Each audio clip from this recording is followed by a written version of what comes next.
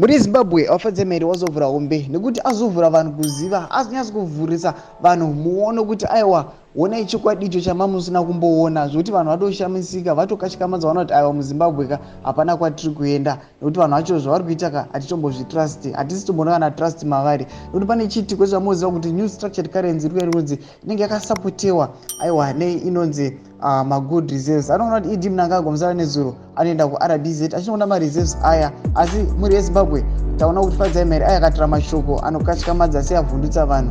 Saka pinda mashoko aya ndopanda kuti bva subscribe or like or turn on the bell icon. Kuti anoera chiti one gold dealer says he delivered 13 tons of gold to Fidelity Gold Refinery in 2023. Yet Governor Nyaya Vanhu only has 1.1 tons in gold reserves. This leaves us with more questions than answers and is a terrible start for both the new governor and his new structured currency. Ndo mashoko anoita wana Fadzai Mahere. Saka anouya panapa achirelata panhau yakaitika nezuro kuti mnangagwa anoenda kuRBZ kunowanikwa kune 1.1 tons dzema gold reserves, asi mugore rapfuura tinoona kuti Scott Saupanya anoendesa 18 tons dzegoridhe kurefinery company muri Zimbabwe. Ndo zvari kuti aiwa izvo hatitanzwisisi kuti gold reZimbabwe riri kumboenda kupi. Mareserves eZimbabwe ine goridhe rakawandisa yakambonzi ingastoka but ingastowa 1.1 tons dzegoridhe. Saka vanhu vanouya vachipindura vachiti gold is sold off when you think it is all for just keeps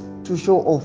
Mwana achiti you can clearly see in his eyes kuti itsotsi ari kureva Nyaya Vanhu kuti Nyaya Vanhu itsotsi. Mwana achiti our gold reserves and foreign currency reserves ought to have been better. It is a sign that we are failing to save for the future baboon style of consumption. Ndo mashoko achitaura achiti aiwa nyika yeZimbabwe takatozvikonewa, nyangwe Nyaya Vanhu wacho achitombomutrust. Muri Zimbabwe chimbotiudzai munoti kudii pamusoro penhau iyi. Aiwa pinai mucomment section medu musangano subscribe, kulike channel, turn on the bell icon.